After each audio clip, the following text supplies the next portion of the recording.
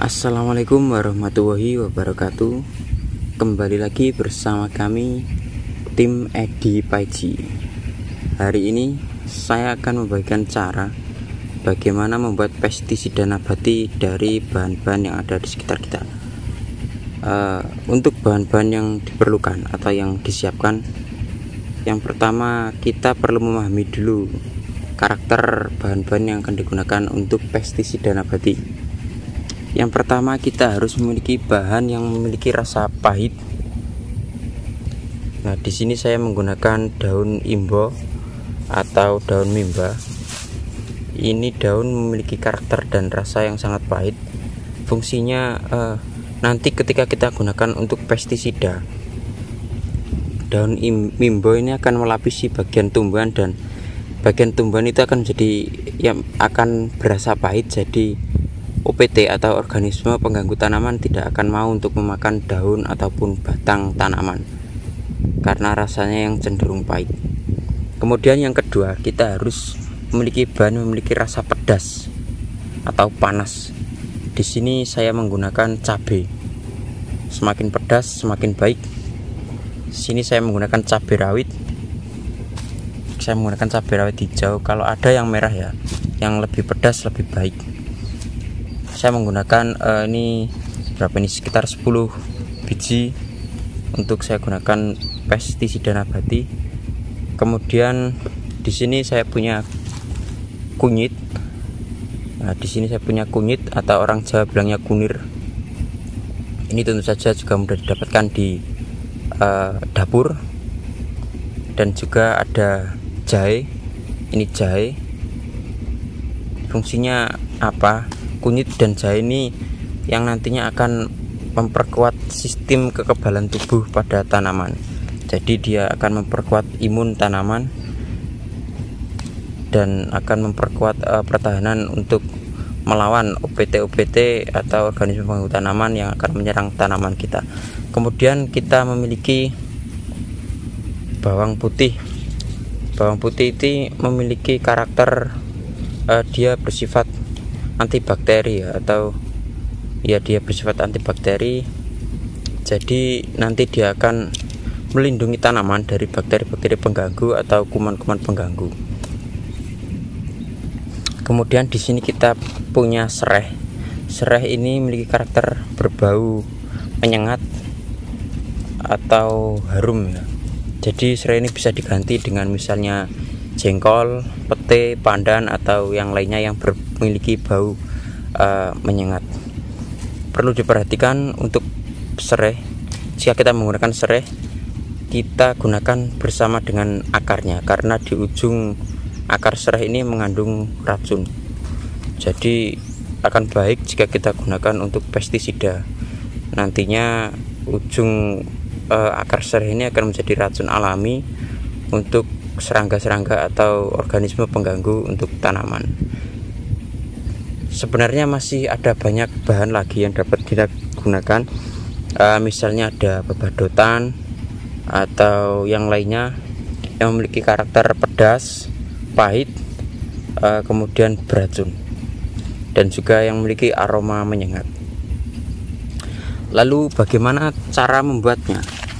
Baik, untuk bahan-bahan yang sudah di depan kita ini, untuk cabai, kunyit, dan jahe serta bawang putih sebenarnya bisa kita haluskan, bisa kita blender atau kita tumbuk atau kita ulek. Tapi karena di sini saya tidak punya blender dan saya sedang berada di kebun, jadi saya akan cacah halus saja nanti untuk cabai, kunyit, dan bawang putihnya. Kalau untuk daun imbo dan juga serehnya tidak perlu kita haluskan, nanti cukup kita geprek atau kita cacah lembut juga. Untuk serehnya nanti akan saya geprek saja atau saya cincang-cincang. Kemudian untuk daun imbonya nanti akan saya cacah juga. Baik, untuk cara pembuatannya kita lanjutkan. Untuk cara pembuatannya akan saya tunjukkan bagaimana caranya. Untuk bahan-bahan ini kita langsung saja cacah saja. Untuk cabai, kunyit, jahe, dan juga bawang putihnya kita perlu siapkan dulu ya air sumur.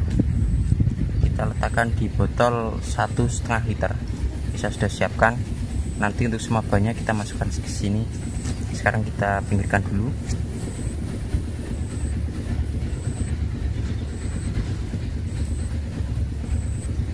Kita cincang dulu saja semua bahannya.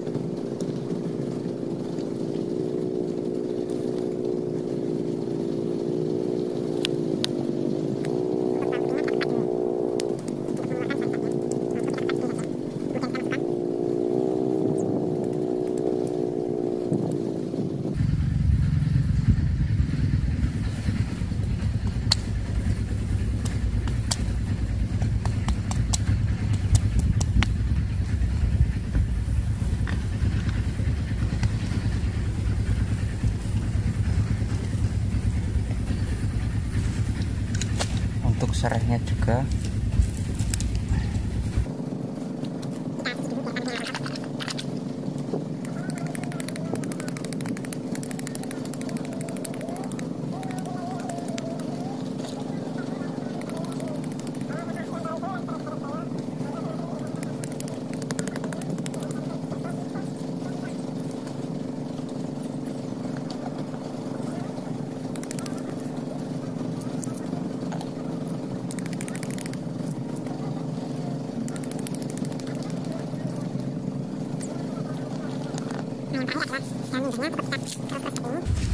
kita jadikan kecil-kecil, kita masukkan.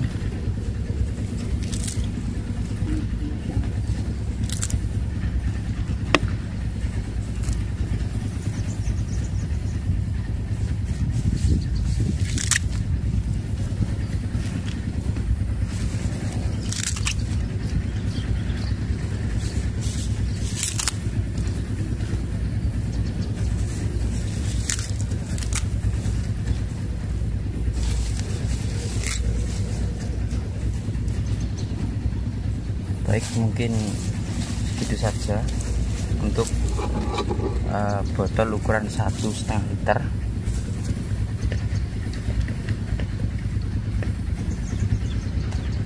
Kemudian kita tutup, kita kocok.